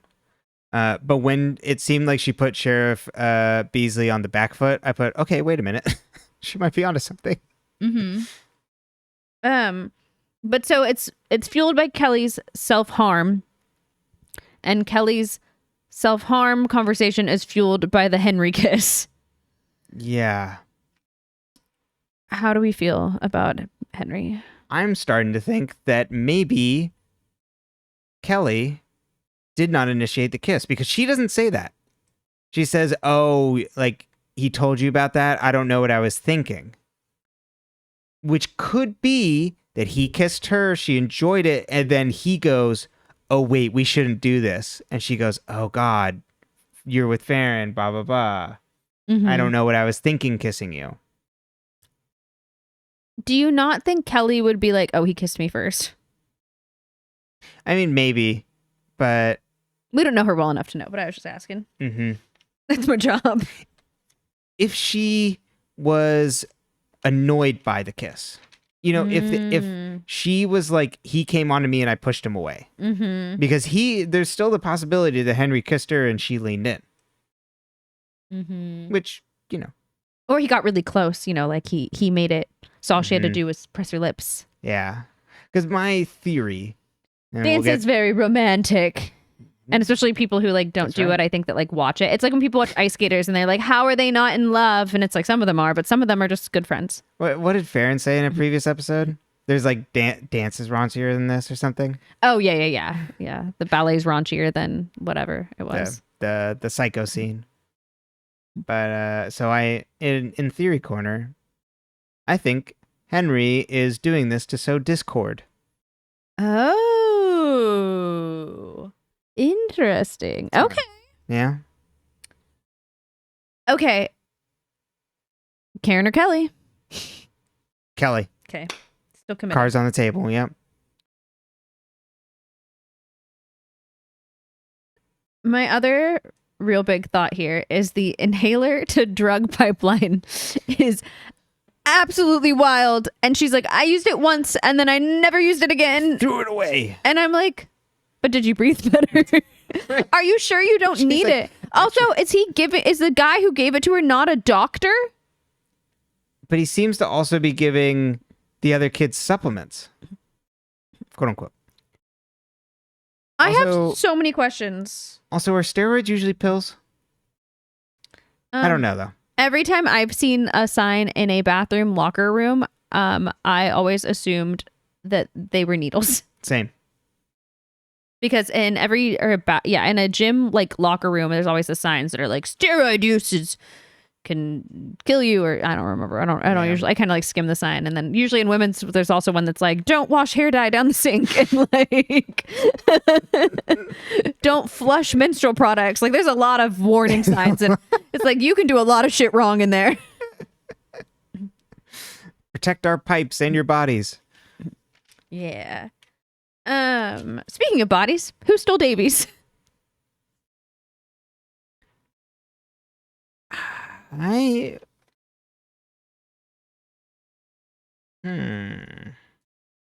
maybe A. I would assume A.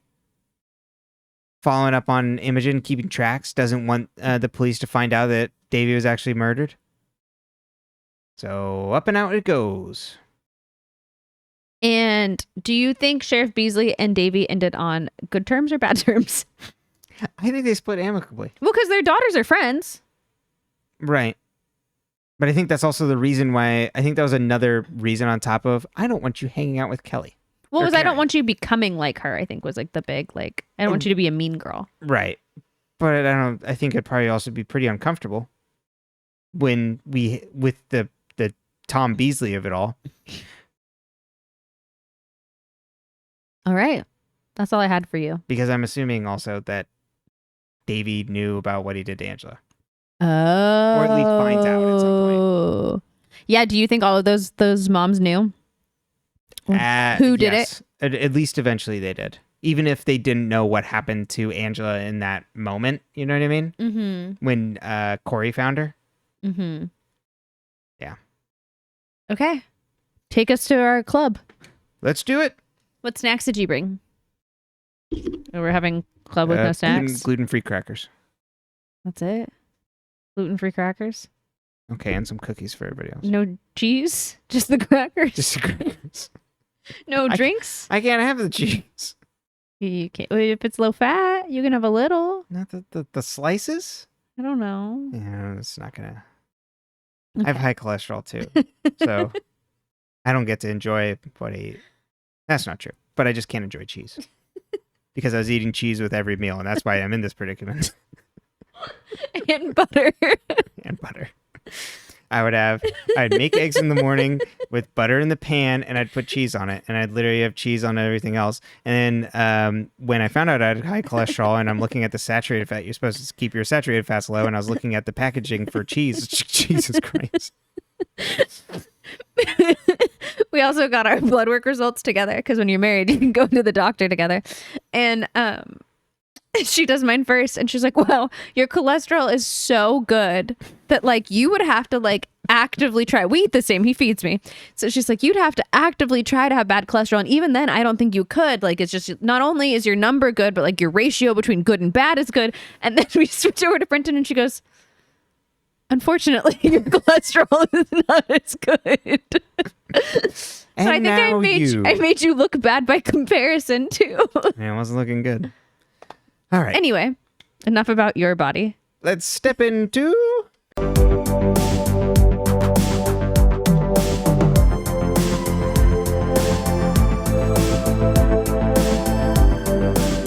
Detective Club, final one for season 1. All right.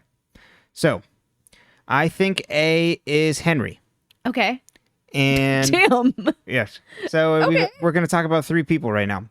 Henry as A, Chip as the assaulter, and then Sheriff Beasely as the person that has assaulted Angela and also made all the rest of their lives by proxy. All the girls' lives by proxy kind of hell through his terrible actions. So are you saying Sheriff Beasely is involved in the A stuff, or he's just a menace, like a Jenna kind of menace? Exactly. I think A is eventually gonna go after him. Okay. Yeah. Cool. I just wanted to make sure we weren't saying that they were working together. No, because A is going after all the people that aggrieved Angela, and I think if we go back into say maybe Henry's home life or something, he's related to Angela some way, either a nephew or something like that through potentially a father or things. Maybe some sort of half sibling from her mother. I'm not sure exactly how that breaks out. But somehow related kind of down the line. Could even be, I guess, we don't know when that took place of Angela getting raped, but did Angela also have a baby that she gave up for adoption? We don't know. So that could be potentially one way that Henry's related in there. And so I think the weirdness in which Henry's kind of being toward Faran is kind of one as a red flag, and was intentionally trying to sow discord between Kelly and Faran because they were getting close. Mm-hmm. And so then I think he was working with Joe would be the muscle essentially to work with this on the premises of exactly what he wrote down. But when Joe wanted to back out or get away from this, is coercing Joe and threatening Joe in this way. Mm-hmm. I don't quite know what to make about all the cages in the Waters house, other than maybe an abusive father's situation. That one's I don't quite have it wrapped up, and so we'll find out then. But we'll talk about overarching of potentially who I think these people are. So then I think Chip is also the assaulter, just has nothing to do with the rest of this, right? Just a really gross guy that thinks he's entitled to women and has that type of aggrieved behavior of women don't notice me, that sort of thing. And so then went after Tabby, but then went after Imogen when he was rebuffed by Tabby. Mm-hmm. Okay. And then I think Sheriff Beasely, the coordination of not coordination, but his was abusive to Davy in high school because he's abusive now. So we can only imagine what sort of anger problems and things he had back then. Davy might have broke things off with him, or Davy punched at him and called him not masculine or something, having to do with his sexuality. And then so assaulted Angela. I think that's something to prove that Martha mentions. Essentially because of that, as she's just a victim to prove his essentially masculinity through his straightness. And so then that leads down the precipitous road that then she killed herself. And I think that's why Davy felt especially bad with seeing Angela, and then also wanting to care for Imogen about what happened to Imogen, and also being that when she has Imogen, she's going to be the most loved and cared for girl in the world because she doesn't want the same things to happen to her that happened to Angela. I like it. It checks out. I feel pretty good about that theory. I appreciate it. So, . Maybe I'm casting aspersions toward Henry and Chip. Definitely not Sheriff Beasely because we already know. I have no backup theories on that, so that I'm just sticking to it. That's where we go. Cards on the table, and that's it. So, well, we'll see you all next time. Thank you so much for joining Detective Club. Don't forget to grab some gluten-free crackers on the way out. That's right. No cheese. No cheese. No Great. drinks. BYOC. Oh, God. Yeah. No drinks. You just dry crackers. And I can't wait to find out what happens next week. Bye-bye.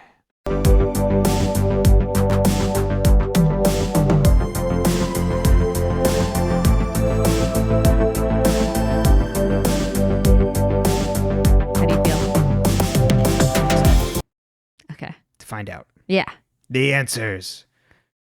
Oh, God, now I'm just thinking back to season 6 trailers for Lost, and where it was telling you everything will be revealed. Don't believe them. Don't believe that lie. Those of us that watched Pretty Little Liars knew nothing would ever be revealed. And then they revealed too much. And then they shouldn't have revealed. And it's like, wait, pull back. The curtain was better. The curtain was better. Yeah. So, final thoughts. Any thoughts? No, Well, I'm excited. That's all I gotta say. and then we only have 5 more episodes of this podcast of Pretty Little Liars. I know. We're down to one hand. One hand. One hand. So, yeah, again, send us questions or things that you'd like to have us cover in a questions episode. I think covering the entire PLL universe. So, but until then, you can still find us on all your audio podcast platforms of choice at Dead Ends. You can also find us on YouTube at dead_ends, where you can see our smiling faces, not really from behind microphones.